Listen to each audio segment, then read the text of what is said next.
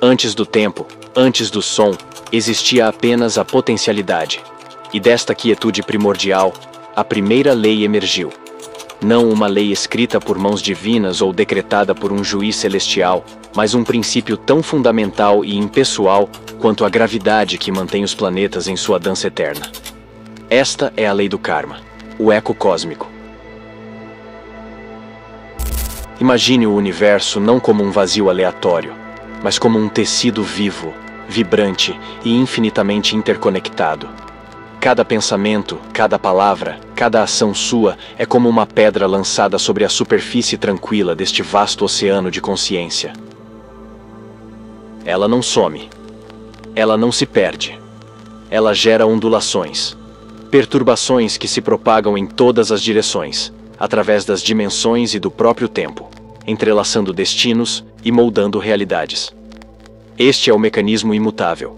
Para cada ação, uma reação equivalente e oposta. Não como julgamento, mas como pura consequência. Esta é a física quântica da alma. Assim como uma partícula emaranhada responde instantaneamente à sua companheira a anos-luz de distância, nossas intenções mais profundas ressoam no campo quântico do existir, atraindo de volta para nós a energia que emitimos. O karma, portanto, não é um sistema de recompensa e punição. É a teia invisível que conecta todas as coisas, um sistema de feedback cósmico, perfeito e inevitável. Um espelho que reflete, com precisão absoluta, a essência de tudo o que somos e tudo o que fazemos. Ele apenas responde. E neste eco, encontramos tanto nossa prisão quanto nossa chave.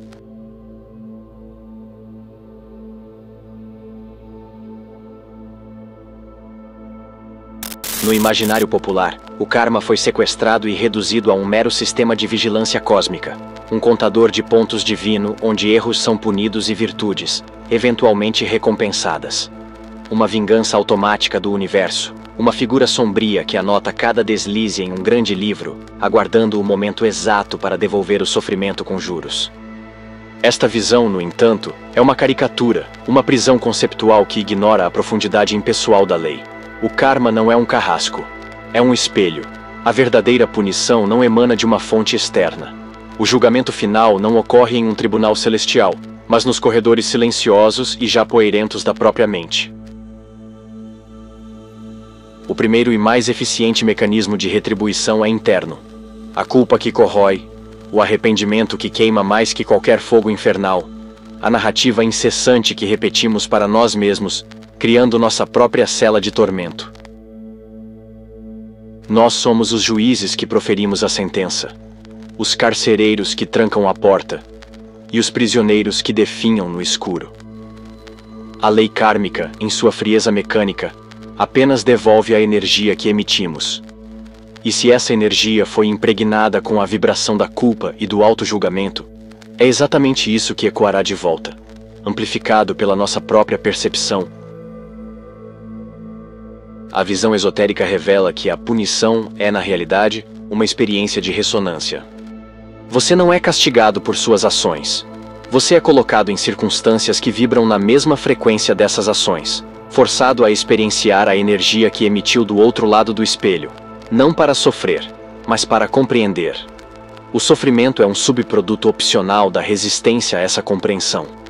A grande oportunidade está em olhar para o reflexo distorcido que o universo devolve e, finalmente, reconhecer a sua própria face.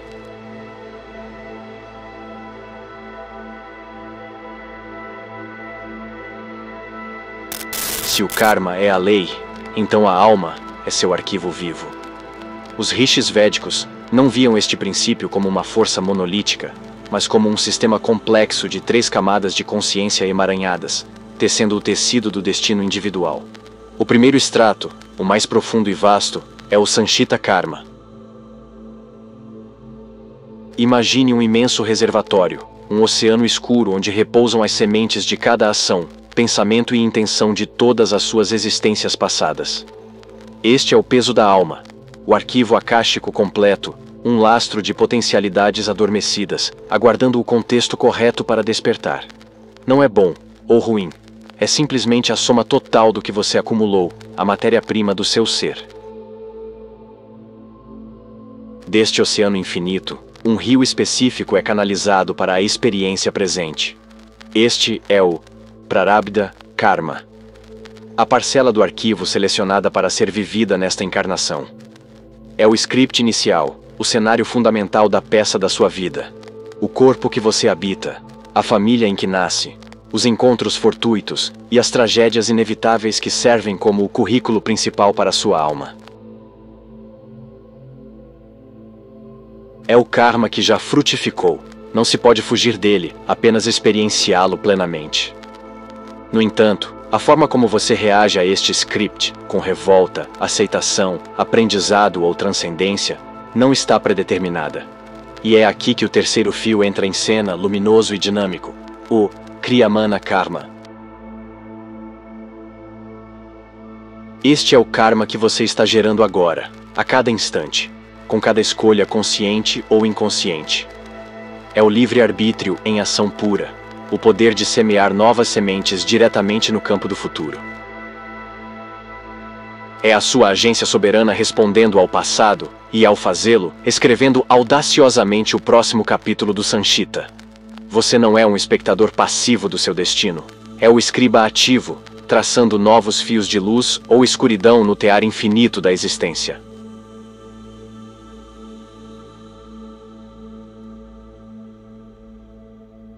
Enquanto a visão védica nos oferece a arquitetura do karma, a sociedade teosófica, sob a luz de Helena Blavatsky, ilumina sua finalidade última. Aqui, a lei transcende o mero mecanismo de causa e efeito para assumir seu papel como a grande instrutora da alma. Karma não é um carrasco que pune, mas uma mestra implacável e sábia que oferece lições necessárias para a nossa evolução espiritual. Blavatsky resgatou este conceito das correntes do fatalismo, apresentando-o como um processo dinâmico de aprendizado cósmico, onde cada ação é uma pergunta e cada consequência, a resposta que nos conduz para um estado de compreensão mais amplo. Neste contexto, o sofrimento perde sua conotação de castigo divino. Ele não é o pagamento de uma dívida a um Deus irado, mas o atrito necessário para polir a pedra bruta da consciência. É a resistência que fortalece, a escuridão que nos obriga a acender nossa luz interior. A mestra Karma não nos poupa da dor. Ela nos coloca diante de experiências que, por ressonância, espelham nossas próprias criações internas e externas, forçando-nos a confrontar o que ainda não resolvemos, o que ainda não perdoamos, o que ainda não compreendemos. Cada desafio, cada momento de angústia, é uma aula particular designada para expandir nossa percepção, para dissolver o ego e para nos reconectar com a unidade que habitamos. A lição não é sobre sofrer, mas sobre aprender a deixar de criar as causas desse sofrimento. É um currículo rigoroso, mas justo, onde a repetição da matéria ocorre apenas até que a alma, finalmente, assimile o conhecimento e se liberte da necessidade de passar por aquela experiência novamente. A mestra só se torna carrasca para quem se recusa, vida após vida, a escutar seu sussurro silencioso.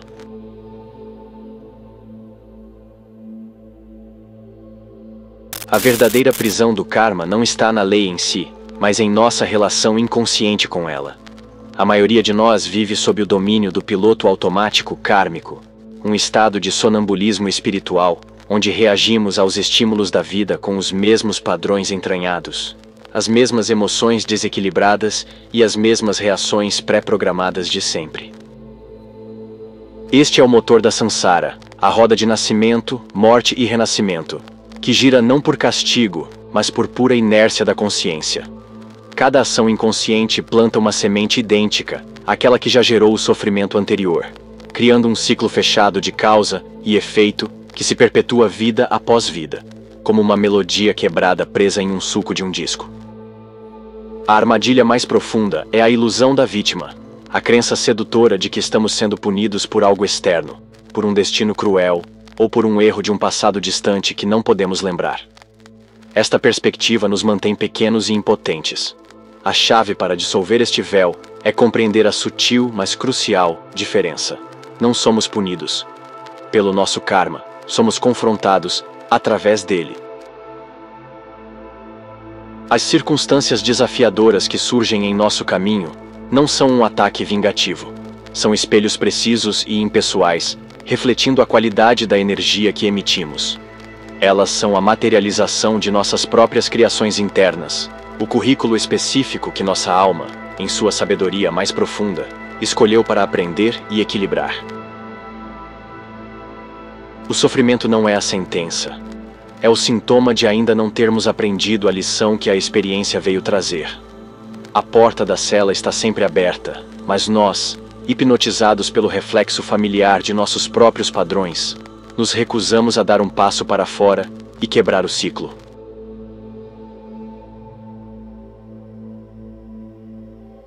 No coração do mecanismo implacável da roda, esconde-se a liberdade. A chave não está em quebrar a lei, mas em transcender a inconsciência que nos prende ao seu ciclo mais básico. A saída do labirinto da samsara começa não com um grito, mas com um suspiro. Aquele momento de silêncio absoluto que surge no intervalo entre o estímulo e a resposta. É no espaço de um piscar de olhos, no hiato quase imperceptível entre o que acontece conosco e como escolhemos reagir, que mora o nosso verdadeiro poder. Este é o momento do clique, o despertar do observador interior que, pela primeira vez, testemunha a engrenagem kármica prestes a se movimentar. É você assistindo a si mesmo, vendo a onda de raiva, a contração do medo, o sussurro da velha mágoa surgirem como uma reação automática, mas agora sem se identificar com elas. Essa testemunha silenciosa é o artífice da libertação. Nesse espaço sagrado de pura consciência, você não é mais um escravo dos seus padrões. Você se torna o vigia que pode, pela primeira vez, não abrir o portão para a mesma reação de sempre. Quebrar o padrão não requer força bruta, requer presença. É naquele instante de pausa consciente que você exerce seu livre-arbítrio mais profundo. A escolha de não seguir o script. É ali que você deixa de semear o mesmo Kriya-Mana Karma de sempre e começa a tecer um novo destino, fio por fio, com a qualidade da atenção plena.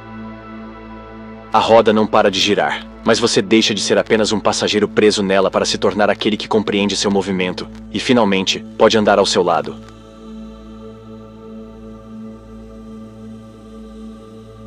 Dominar a pausa é o primeiro passo. Saber para onde fluir em seguida é o próximo. A jornada da alma não é apenas sobre gerenciar o peso do karma, mas sobre descobrir sua bússola interior, o Dharma. Enquanto o karma é a lei da ação e reação, o Dharma é a lei do propósito e da essência. Karma é a correnteza do rio, com suas voltas, redemoinhos e obstáculos, as consequências inevitáveis de nossas escolhas passadas. Dharma, por outro lado, é o curso natural e único desse rio, quando flui em perfeito alinhamento com a natureza mais profunda da alma. É a sua missão intrínseca, a expressão autêntica do seu ser que, quando vivida, gera uma harmonia tão profunda que ressoa com a própria estrutura do universo. Viver em seu Dharma não significa escapar da correnteza kármica. Significa aprender a nadar nela de uma maneira completamente nova. Em vez de lutar exaustamente contra cada onda de consequência, você se move com o fluxo, usando sua energia não para resistir, mas para navegar. As experiências kármicas não deixam de acontecer, mas perdem sua carga de sofrimento porque são reinterpretadas através da lente do propósito. Um desafio não é mais um castigo aleatório, mas um teste necessário para fortalecer suas virtudes, um obstáculo colocado em seu caminho para refiná-lo para o seu destino. A dor do karma se transforma no fogo que forja o aço do caráter necessário para cumprir o Dharma. A prisão de repetir padrões inconscientes se dissolve em uma jornada de significado, onde cada ação, mesmo aquela que equilibra um débito passado, é infundida com a intenção consciente de se alinhar com quem você verdadeiramente veio ser. Você para de pagar dívidas e começa a investir no seu legado cósmico.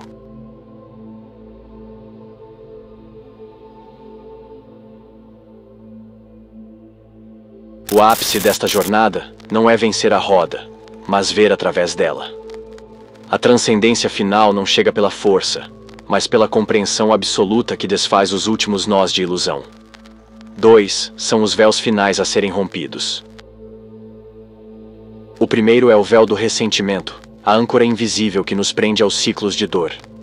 O perdão, não como uma virtude moral, mas como o ácido cáustico que dissolve os fios kármicos que nos ligam a pessoas e eventos. Perdoar não é absolver o outro de suas ações, é dissolver a sua própria carga emocional sobre o evento. É retirar o poder que aquela história tem de definir sua energia no presente. É uma libertação interior que ecoa através do tempo, cancelando dívidas e libertando ambos os lados da repetição. O segundo véu é o do apego ao resultado. A ação desapegada, o Karma Yoga, é o movimento final de mestria. É agir com excelência, com ética e com propósito, mas entregando os frutos da ação ao universo. Você faz o seu trabalho não para colher elogios, sucesso ou evitar fracasso, mas porque a ação em si é correta e alinhada. Este desapego quebra o ciclo no nascedouro. Se não há expectativa, não há frustração. Se não há medo da perda, não há contração. A ação flui pura, sem criar novos elos de desejo ou aversão. A roda, então, perde sua razão de ser. Sua função como instrutora está completa. Karma nunca foi uma sentença perpétua, mas um currículo sagrado. A cela de repetição era sempre uma sala de aula. As grades eram ilusões mantidas pelo medo e pela ignorância.